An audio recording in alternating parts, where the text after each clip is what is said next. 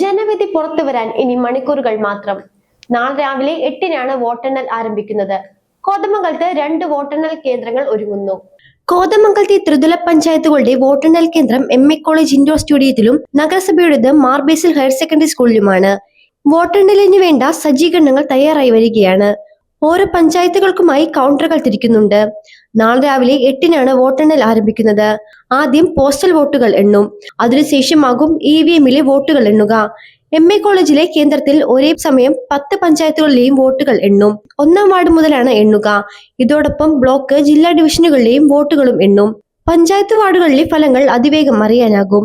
ഉച്ചയോടെ ഫലപ്രഖ്യാപനം പൂർണ്ണമാകും. ബ്ലോക്ക്, ജില്ലാ ഡിവിഷനുകളിലെ ഫലപ്രഖ്യാപനത്തിനായി കുറച്ചുകൂടി സമയമെടുക്കും.